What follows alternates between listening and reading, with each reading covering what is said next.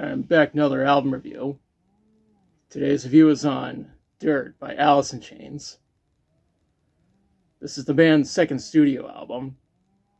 It was self-produced with help from Dave Jordan, who mixed the album with help from Annette Cisneros. Recording took place at One on One in Los Angeles and El Dorado in Burbank. Mixing took place at El Dorado. The engineer was Brian Karlstrom, and he had help from Annette Cisneros and Ulrich Wild. Ulrich later went off to work with Static X and Powerman 5000, among other bands. The mastering is done by Eddie Schreier and Steve Hall at Future Disc. The album was released on September 29th, 1992 on Columbia Records. Now let's talk about the songs. The intro to this album is Them Bones, which was released as a single on September 14th, 1992. This is a possible candidate being the heaviest grunge song. Then again, Jerry Cantrell considers AIC as a metal band, and he's right. Not only is this my favorite song from the album, but I even go as far as to call this my favorite AIC song. It's even featured in various video games such as Grand Theft Auto San Andreas, as well as Tony Hawk's Pro Skater 3 and 4, just to name a few. On top of that, Suicide Silence made a cover of it. A music video was made. There's a link in the description. The video was even featured on Beavis and Butthead, and Butthead thought it was the coolest video he's ever seen. The next track is Damn That River. When Jerry said that AIC is a metal band, he wasn't off the mark. This song alone solidifies that claim. After that is Rain When I Die. This is another one of the heaviest songs on the album, and it's my second favorite. Next up is Down in the Hole, which was released as a single on September 14th, 1993. I place this as my third favorite song on this album. The song received a music video, and there's a link in the description. Up next is Sick Man. Sean Kinney really went all out with his drumming on this track, and to say that he nailed the shit out of it would be an understatement. That's followed by Rooster, which was released as a single on February 22nd, 1993. This is the band's most popular song, and Jerry wrote about his father, Jerry Cantrell Sr., who served in the U.S. Army during the Vietnam War and went by the nickname Rooster. The song was later featured in Terminator Salvation and was even included on the soundtrack. This track received a music video. There's a link in the description.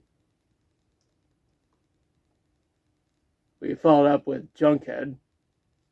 Jerry confirmed that some of the songs in this album, including this one, are about drug use. Right after that is Dirt. This is the title track, and the lyrics mention using a pistol as a way for someone to end their own life. What's next is Godsmack. It's another song about drug use, most likely heroin, since smack is a slang term for heroin. It's also a song that I really like. What's after that is an untitled track. It features Tom Araya, frontman / bassist for Slayer, saying I am Iron Gland. Fun fact, Slayer is another band I discovered from watching Beavis and Butthead. What comes next is Hate to Feel. This is yet another song about heroin usage, and Lane Staley was also the rhythm guitarist for this track. You can even hear him saying, what the fuck. The second to last track is Angry Chair, which was released as a single on November 30th, 1992. It's another one of my favorite songs from the band, and it's really heavy. It also received a music video. There's a link in the description. The outro for this album is Wood, which was released as a single on June 8th, 92. Jerry wrote the song as a tribute to Andy Wood, who sadly passed away in 1990. Lane was the one who sang the chorus. The song was featured in the movie Singles from 92. In 2006, the band played the song live with James Hetfield of Metallica singing the chorus. A music video was made. There's a link in the description. When researching this album, I read that it was number 6 on the Billboard 200. It was also certified gold in the UK, platinum in Australia, Canada, and New Zealand, and 5 times platinum in America. Critical reception was mostly positive. It even received perfect scores from the Chicago Tribune, Entertainment Weekly, and Kerrang. Select thought it was okay. It's just that those dumb fucks at Q, NME, and the Los Angeles Times didn't like it. However, the retrospective reviews show universal acclaim. Hell, it has perfect scores from AllMusic and Sputnik Music. Q's retrospective gave it a 4 out of 5, and Music Hound Rock thought it was okay. Now for my thoughts. I think this is more than just a great album, but rather the best album by Alice in Chains. Just like with Psalm 69 by Ministry, it's a possible candidate of being the greatest album of the entire 90s, and both albums came out the same year. I'd also consider this as the greatest grunge album of all time. I wouldn't consider that as a hot take because a lot of people think the same. Overall, I highly recommend this album. Now is the part where I question you. Have you listened to Dirt? If so, what do you think about it? What's your favorite song from it?